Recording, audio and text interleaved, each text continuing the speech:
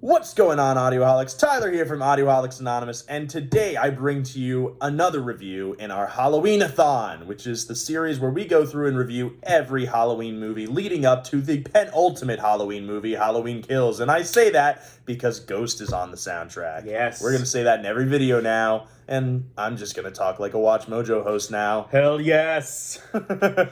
These are the honorable mentions. Or in this case, dishonorable mentions.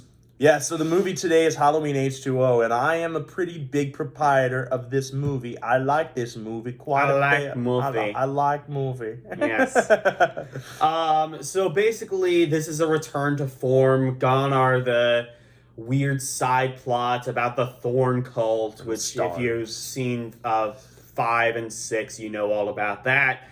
But this basically retcons everything after Halloween 2, so Mike Myers and Laurie Strode are still related. Spoiler. But, it retcons a good chunk of the stupidity of the movies following Halloween 2. Yeah. So this is kind of a return to form. Basically, this takes place 20 years later, hence 2-0. And it basically follows Laurie Strode, who is now a mother to a teenage son, and she has PTSD of when she first faced up against Mike Myers. And a general synopsis of the movie is her kind of coming to terms with that PTSD and sort of fighting her demons, in a sense. So I really like this movie. This is probably the best Halloween in terms of like the Mike Myers movies. This is probably the best Halloween sequel. I maintain that Halloween 3 is a masterpiece. You just need to take away the Halloween name from it. But if we're talking about like the actual like universe of the Mike Myers universe, H20 is no contest the best of all of the sequels. Yeah, so there's a lot to talk about this one, so let's get right into the positives. Michael Myers. I absolutely love the actor of Michael Myers in this movie. His physical acting is very on point. Like, even when the camera's not focused on him, he's still doing Mike Myers things in the background. Yeah.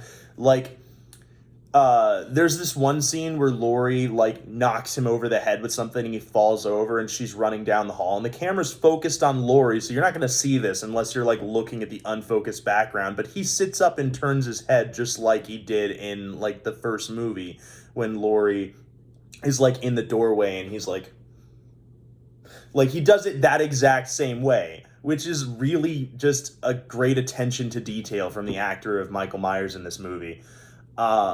I love Laurie, and I love the son. I think that the characters in this movie are interesting, and I actually do like them for the most part, although, like, some of the teens are clearly just there to be cannon fodder for Mr. Michael. Also, LL Cool J is in this movie, and I kind of love his character, too. Yeah.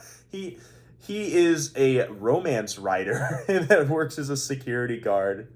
There's, like, this scene Michael's gonna knock you out! He's, like, talking to his wife or something, and he's reading this, like, sexual romantic novel, and then, like, Michael Myers appears, and later in the movie he's like, oh, I'm gonna turn it into a romantic thriller. Oh, yeah, I quite like it. And beyond that, I think... So, in the previous movies, like Halloween 6, Halloween 5, you start to see these movies become less grounded. The first few movies, like, you could argue there are supernatural elements. I mean, how else does Michael Myers keep living after all of these movies? But generally speaking, these movies are pretty grounded. But as you get into Halloween 5 and 6, you start getting into shit like the Cult of Thorns from, like, the underworld, and it gets all kind of goofy. Halloween H20 is a good return to form, and it kind of goes back to the more the more grounded nature, at least in terms of horror movies, the more grounded nature of these movies. H2O, for the most part, things are believable. Yeah, like a man could... I like can't remember anything. This could theoretically happen in the universe that you and I inhabit, Yeah, like, I can't remember any part of the movie, except for, like, towards the end when he comes back to life, where he shows, like, outright supernatural abilities. But, like, he's always been like that. Yeah, so. I don't know if that's really a spoiler, but, Yeah, I mean, I'm not specifying how it happened, so I wouldn't say so. Yeah. I think the best part of this movie, hands down for me, is Laurie versus Michael. I actually, we'll get into this a bit more in Halloween 2018. I prefer the Laurie versus Michael struggle in this movie to Halloween 2018. And the reason for that is because it's done in such an epic way. Like, the first time Laurie sees Michael in the flesh, or in the mask, I guess I should say, through the, door window, that's such a good moment in this movie, where Michael and Laurie see each other and they're like, oh, it's you. Yeah, and, both of these movies have a very similar plot, too.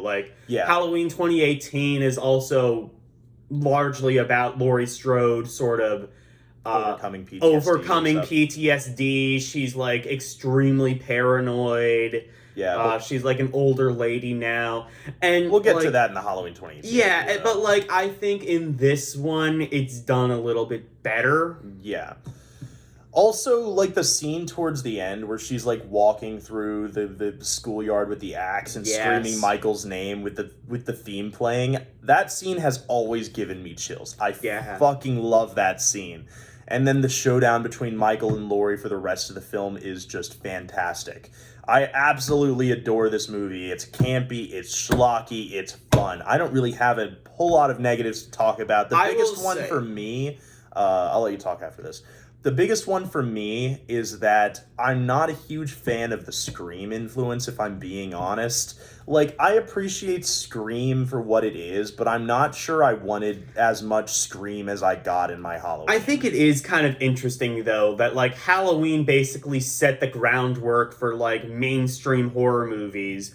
And then Scream, the entire point of that is to parody those horror movies, least of which is Halloween, but also the movies that Halloween influenced. And then Halloween is taking direct influence from Scream, which takes direct influence from Halloween. Yeah. It's kind of cool in the whole sort of circle of influence, but, it's sort of like how, Tony Iommi has cited Candlemass as an influence, and Candlemass is obviously very influenced by Black Sabbath. But I'd say this movie is very nearly on the same level as the first Halloween for me. The thing that kind of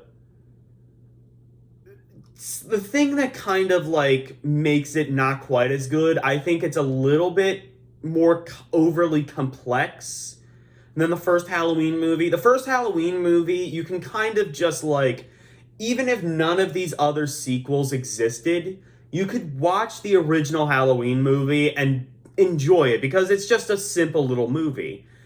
I don't know if that's as true with H2O. The other thing is, as with a lot of movies from around this time, there are certain scenes where the CG just kind of dates it. Yeah. That is also true of Halloween 6, but, this is an actual good movie. Yeah, so... there's some shots in this movie where Michael's mask is CG. I can't remember the background reason for that, but it looks really bad when it happens. Yeah, and it's just a few times, but it looks really bad when it happens. Again, not to say that this isn't a great movie, it is, but it's just almost so nearly on the same level as the original 1978, and that's And if you're talking about a movie being on the same level as the granddaddy of mainstream horror, this is a good movie. This is obviously I think I can speak for Tyler when I say this is a high recommendation for both of us. Of course, yeah. Is it as good as the original movie? You could argue yes. I would say not quite. Yeah, my score actually is going to be a 9 out of 10, whereas the original Halloween was a 10 out of 10. I'd say like the Scream influence, the CGI, and some of the acting, admittedly, brings it down a bit for me. But otherwise, it's a really enjoyable ride. I gave the original Halloween an 8.5. It's a great movie. I just don't really like it as much as him. This, I would say, is an 8 out of 10. It has those problems. I don't think they necessarily are as big of a deal for me as maybe they might be for him. But all in all, I think both of us can agree that this is a great movie. I highly recommend checking this one out, especially if no other movie, then I think you could probably, even with like Halloween 2, you could probably get away with just like watching this and then watching Halloween H20, and I don't think you're going to miss too much. Yeah, I'd say if you want to skip all the like not as good movies, just watch 1, 2, and H20. Yeah. And you don't even need to necessarily watch 2, I don't think. Yeah, but, well, I mean, you do for H20, but... Yeah. Because otherwise, there's, like, plot points in this movie that won't make sense unless you watch 2. But, like, the other ones you can skip unless you're someone who's a really diehard fan of slasher movies and you want to check them out. Yeah. So, yeah. Any further comments? All right. Then, without further ado, we bid you adieu. Goodbye, See you everyone. next time.